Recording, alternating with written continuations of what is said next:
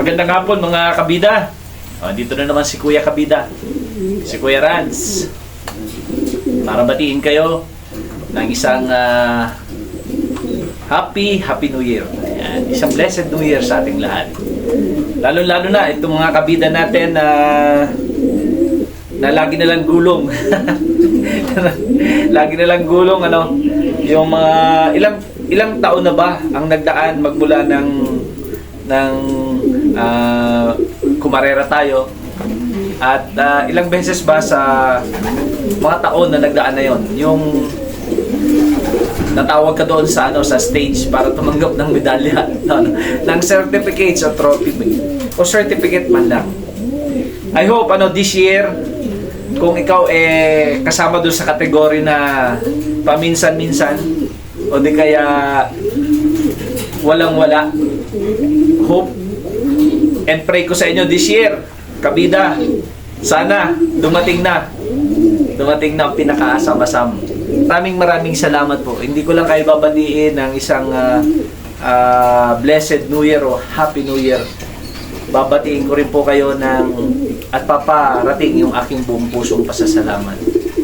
Yan, maraming salamat po. Sino man po kayo, yung mga dati pong naging kliyente, naging kadil ni kabida, nasaan man kayo ngayon, nasa barko kayo, nasa ibang bansa, nasa manlupalop po kayo ng mundo, one way or another po, naging part po kayo ng buhay ko, ng buhay namin, ng aking pamilya. Sa lahat po ng inyong tulong, naibigay na tulong at tiwala at suporta, maraming po salamat. Ang akin ay pangako kanina o kagabi ay bigyan kayo ng isang vlog na naman, isang kwentuhan na idudugtong natin sa usapang o kwentuhang breeding. So it's but proper na hindi kayo bitinin, naibigay ko sa inyo yung fundamentals, how to prepare your racing pigeon breeders para sa isa na namang cycle ng karera, paghahanda para doon sa mga susunod na karera na lalabanan nyo for 2026. And again, like what I've said, it's but proper na sequencing, dugtungan natin siya, yung kasunod niya talaga. Pag na-prepare na natin ang ating mga alagang ibon, anong susunod? Siyempre, mangingitlog. Tama. So, totoo ba na mas magagaling daw ang mga kalapate na pinapisa na solo? Di ba? Bakit yung ibang mga fanciers ganyan ang practice? Bakit sa Europe halos wala naman nagpa-practice nito, two egg pa rin yung kanilang pinapapisa?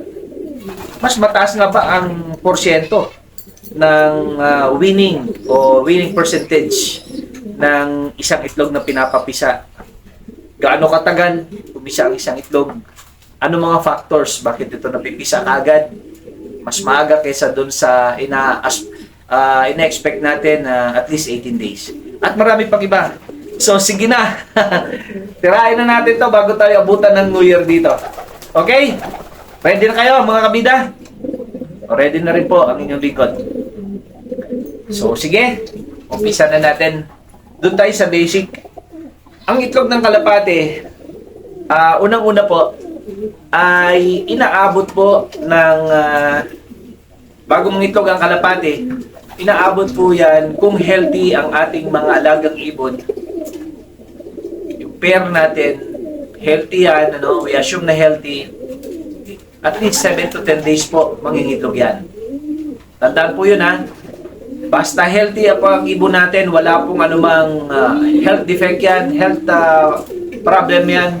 7 to 10 days, mangingitlog po ang kalapati natin. Tandaan po yun, Another fact, another info, alam naman natin ito. Ang unang hatch o unang clutch ng itlog ng kalapate ay lalabas. Halimbawa, Monday, inilabas yung unang itlog, Sabihin na natin yung ika-7th day, which is Monday na taon ng Monday. Magbilang lang po tayo ng isa o matagal na 2 araw. Madalas 2 araw, Kung Monday na iitlog yan, yung susunod malamang Wednesday, yun yung ikalawang clutch ng egg.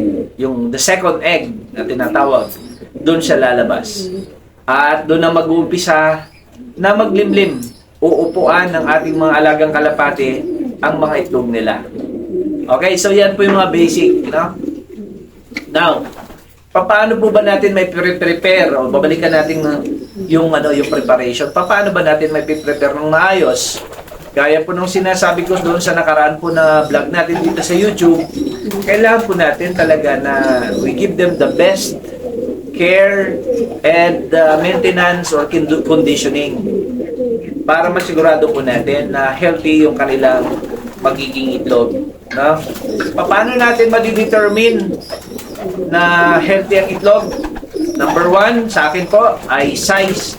Size matters. Dito, sakto yun. Size matters. Okay? Dapat standard ang itlog ng kalapate.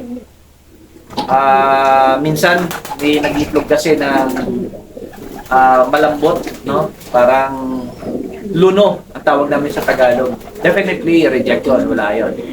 Minsan may naging itlog ng meron siyang mga excesses sa ibabaw ng itlog.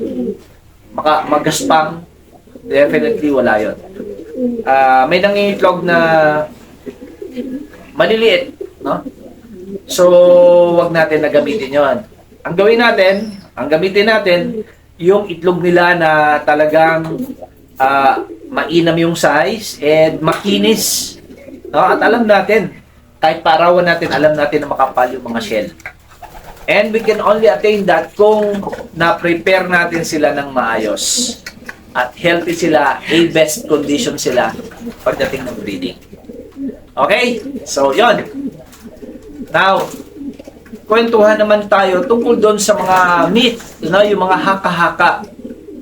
Tingnan natin yung katotohanan tungkol dito. Tulad ng sinasabi nila na mas marami raw ang lumalabas na champion pag ang kalapate ay galing lang sa single egg hatching o hatch.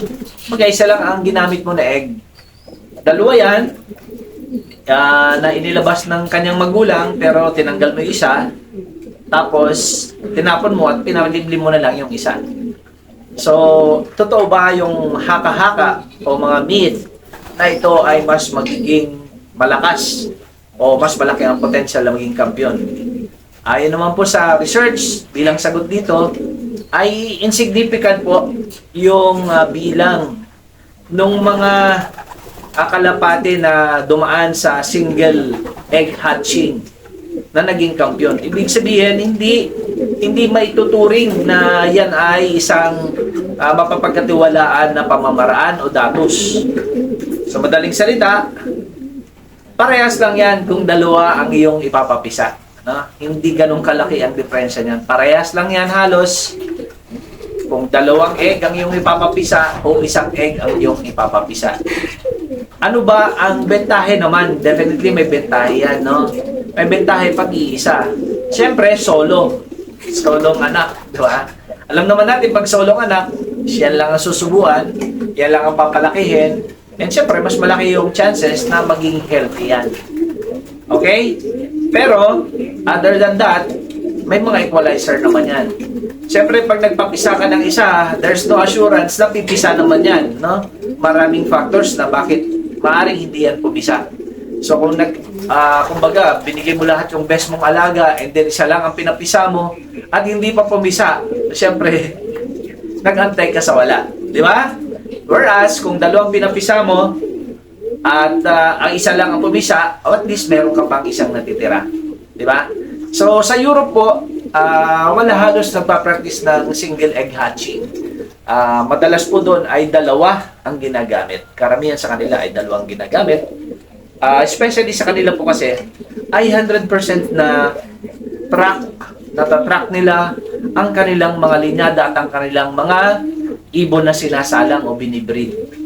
And dahil diyan, hindi na sila umaasa doon sa luck factor, yung swerte factor na pag isa to, magaling ito, mas malaki ang chance nito. Hindi na sila umaasa doon dahil alam nila na yung ginagamit nila mga ibon through history ay talagang nagpo-produce ng champion.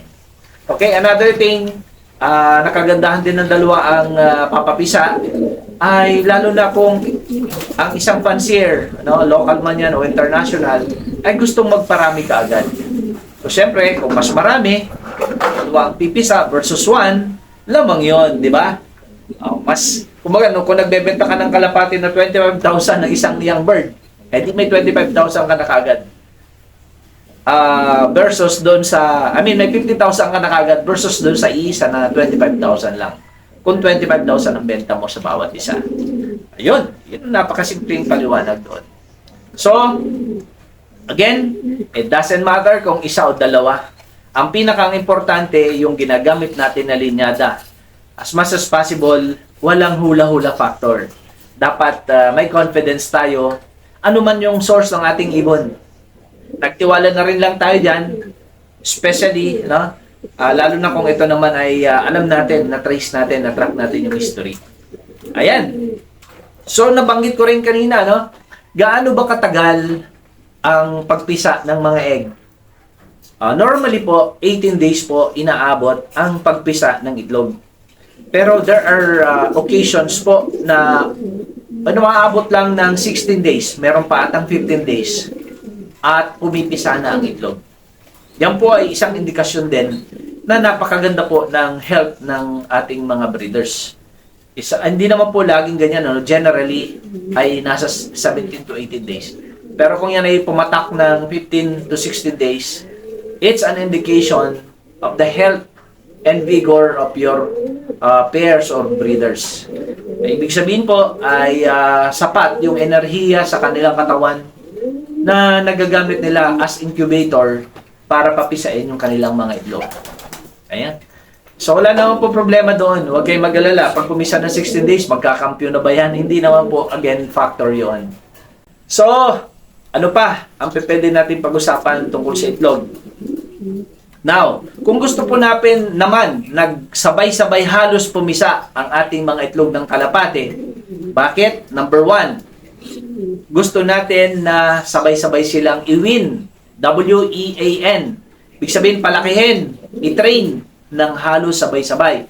Pero pwede po nating i-imbak ang mga itlog ng kalapate. Halimbawa, meron kang 5 pair, 3 doon na una o 2 doon na unang ng itlog. Pero pwede po natin na i-imbak muna yon. Tanggalin muna yon. Palitan nyo po ng, palitan ninyo ng fake egg. Yung mga nagliliblib o yung mga naunang nagitlog. Itabi muna sa ref, balutan po ng papel o dyaryo, ilagay doon sa pinakang silong ng ref. And then, pag pumisa namin, pag nangitlog na rin, yung mga kasama niya sa 5 pairs, yung 3 pairs na hindi pa nangitlog na, pwede na po natin ngayon na ilabas yun sa ref, pahanginan natin, palabasin natin yung mga moist, and ilagay na po natin doon sa naglilimlim na ating alagang ibon. Tanggalin na natin yung fake egg at yun na ang ating ipalit. So, pwede po yun. Basta lamang po, hindi po ganun katagal yung araw. At least 3 days lang po yung difference. Kasi pag 4 days beyond, medyo makakahalata na po ang ating po mga breeders at maaring iwanan yung mga itlog na yan pag napakatagal ng kanyang nililimliman. I hope na gets nyo po yun, pwede nating i-stock. Another one na tip ko sa inyo, pwede rin po na kung gusto nyo na sabay-sabay ang pagpisa, ibig sabihin, isang araw lang pumisa na yung 2 itlog. Ito po ang technique, pwede nyo pong tanggalin yung isang itlog, itabi nyo muna, Again, lagyan nyo ng fake egg, papalit niya, itabi nyo yung first clutch, ilagay nyo sa ref, Balutan nyo ng dyaryo o tissue, mas maganda dyaryo. Itago nyo until mangitlog yung inahin on the 2nd day o 3rd day. Ngayon, ibalik nyo na yung original egg at tanggalin nyo yung fake egg. That way, pagdating po ng hatch day, sabay po yan ang pipisa. Anong kagandahan? Ang kagandahan ay halos parehas lang po ang size ng 2 young bird. Alam naman po natin yan sa ating practice, observation natin. Na madalas, pag hindi natin ginagawa yan, ang itsura ng magkapatid ay halatang may discrepancy. May mas malaki, may mas maliit. Kasi ang unang pipisa ay yung first egg. Yung unang nai-hatch. Ganon ang kung hindi natin pinapakialaman. So, pwede natin gawin yan para mas maganda na sabay ang pagpisa at paglaki ng ating mga alagang ibon. Ayan. So, ayan, marami-rami na tayong na-share sana, tungkol sa mga itlog. Okay, so, isang isang punto na lang na may kinalaman sa pagpapaitlog ng kalapate na alam ko na marami din sa atin ang gumagawa, which is yung tinatawag po natin na foster parenting o foster parent ng mga egg foster parenting. Ano ba yon? In English mo kasi, Kuya Kabida. Ipinapayaya natin yung itlog sa madaling salita.